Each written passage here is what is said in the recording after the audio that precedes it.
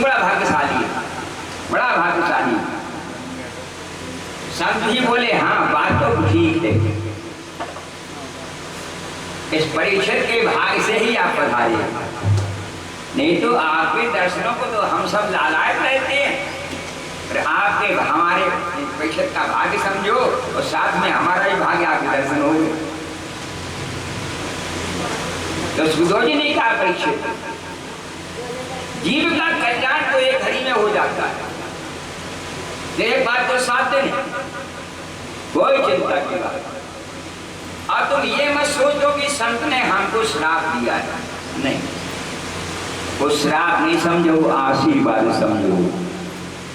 संत अगर डांट दे तो आशीर्वाद, आशीर्वाद दे तो आशीर्वाद तो है ही, अगर डांट भी दे, क्रोध भी करे तो भी आशीर्वाद ही है, तुम्हारे भले के लिए। जैसे माता पिता बच्चों को डांटते हैं, गाली देते हैं, तो बच्चों को बुरा नहीं मानना चाहिए, वो तुम्हारे भविष्य के लिए, तुम्हारे सुधार के लिए डांटते हैं। गाली नहीं वो बोली है। ये बच्चों को माता पिता गाली नहीं आती तो बच्चों को बुरा लगता है, नहीं, गाली नहीं वो बोली है जो रोगी को दी जाती है और खाने में कड़वी लगती है पर सारा रोग मिटाती है। दवाई करे जरूर लगे, खाए मगर रोग।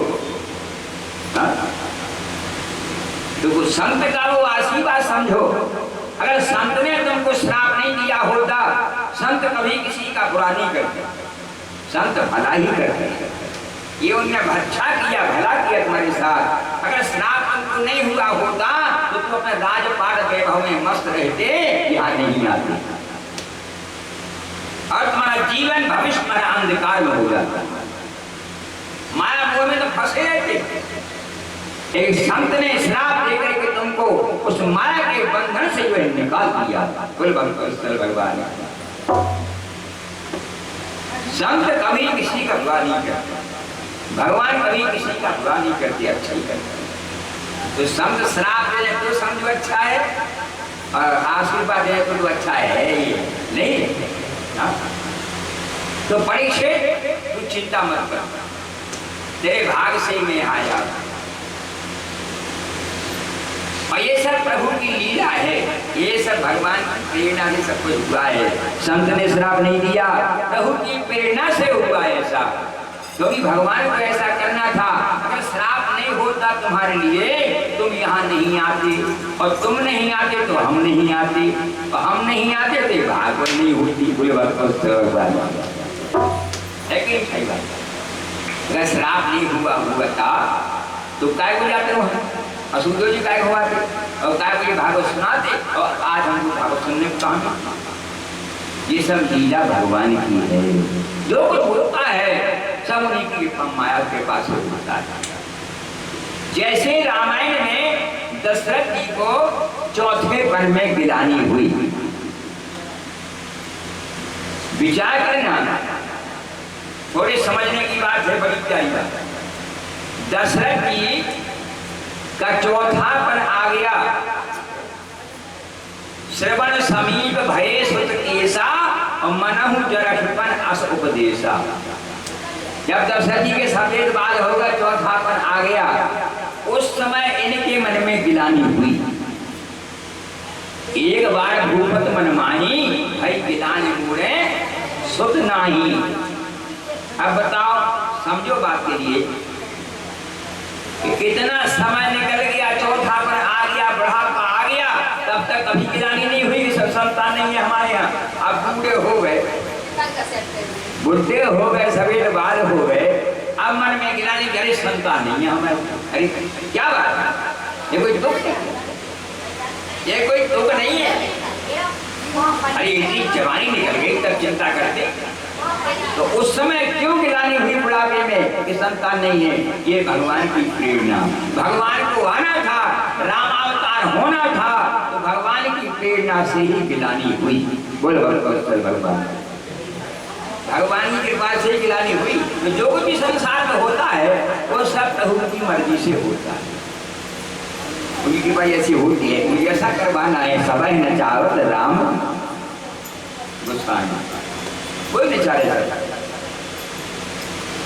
तो परीक्षित चिंता मत कर, अब मैं आ गया, ये प्रभु के पास समझो, ये नाम नहीं समझो, तो मैं तुमको कथा भागवत सुनाऊंगा 7 दिन, और 7 दिन का तुम्हें श्राप हुआ है, और 7 दिन हम कथा सुनाएंगे तो देखो संत का श्राप बेकार तो नहीं जाएगा, जो संत ने कह दिया वो हो के रहेगा।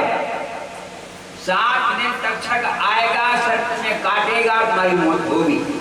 मगर परीक्षित, अगर तुम 7 दिन हमारी ये कथा सुन लो तो बताया है कि सर्प के काटे हुए की मुक्ति नहीं होती, इसको सर्प काट दे और मर जाए तो उसकी मुक्ति नहीं होती, भटकता रहता है। मैं परीक्षित, तक्षक आएगा और तुझे डसेगा, तेरे प्राण निकलेंगे, मत ये भगवान के पार्षद लेने आएंगे, विमान आएगा तेरे, क्यों? 7 दिन कथा भागवत सुन,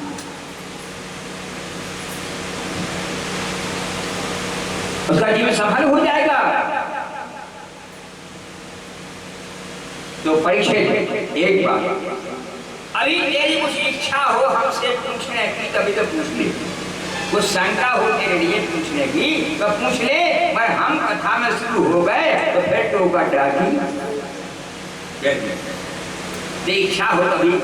अतः पृच्छामि संसिद्धं योगिनां परमं गुरुं प्रशस्य यत् कार्यं प्रियमाणस्य सर्वथा। जो इच्छा हो पूछ ले, अभी कोई शंका है? तो परीक्षित ने पूछा महाराज, हाँ पूछे, इच्छा तो है, बोलो बोलो क्या इच्छा है? क्या महाराज ये बताओ हमारे लिए, संसार सागर में जीव आ जाता है, संसार सागर में जीव आ जाता है, अब उसका कर्तव्य क्या है, आया काहे के लिए, ये समझा। यहाँ आया काहे के लिए, क्या काम उसका, भगवान ने भेजा, किस लिए भेजा, ये मानव समझता नहीं है, भूल जाता है, तो यहाँ आकर के पशुओं जैसा जीवन व्यतीत करके चला जाता है।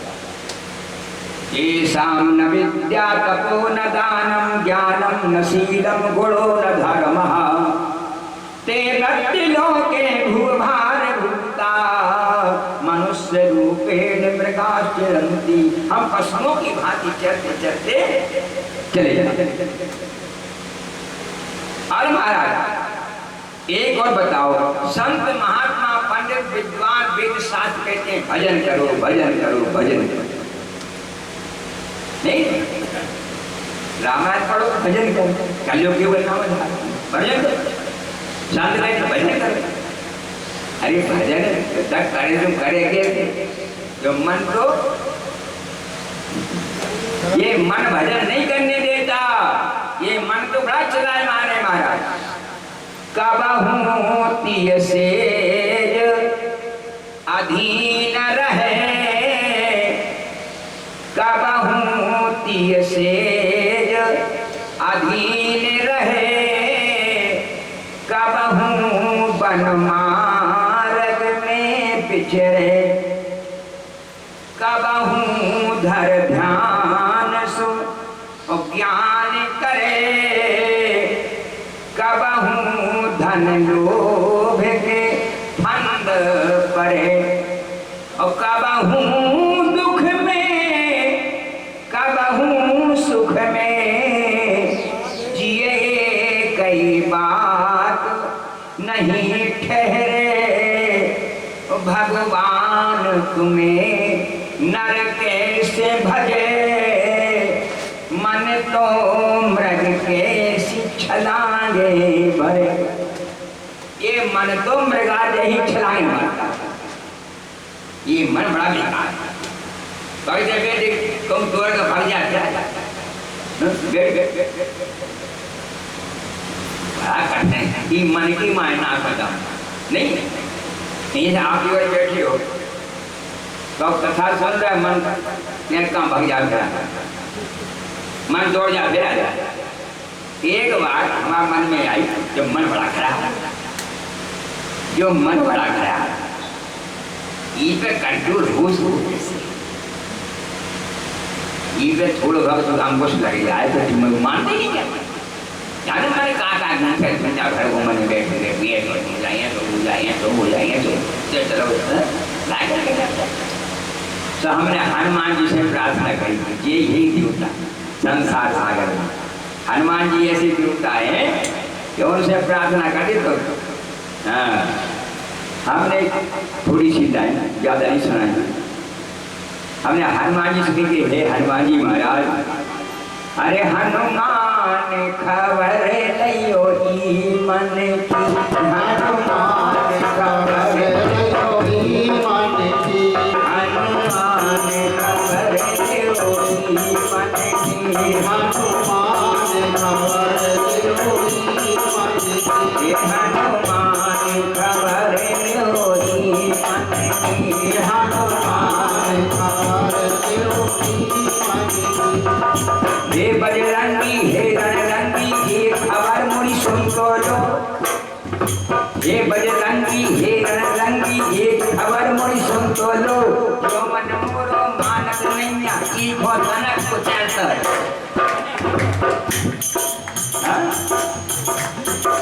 हे बजरंगी हे रणरंगी ये खबर मुझे सुन तो लो, जो मन मोरो मानक नैया ई भो तनक को चल लो, हनुमान खबर लियो हनुमान खबर लियो ई मन की, हनुमान खबर लियो ई मन की, हनुमान खबर लियो ई मन की, हनुमान खबर लियो ई मन की। ये बता बड़ा खतरनाक मन नहीं क्या मानते ही नहीं है मन का, तो यही बता दो जो मन पे कंट्रोल कैसे हो। कोई हम सिद्धि प्राप्त करते हैं करके थोड़ी करें तो कैसे प्राप्त हो, मन बस में कैसे हो, तब सुखदेव जी बोली तो परीक्षित ध्यान से सुनना, कोई भी साधना करना है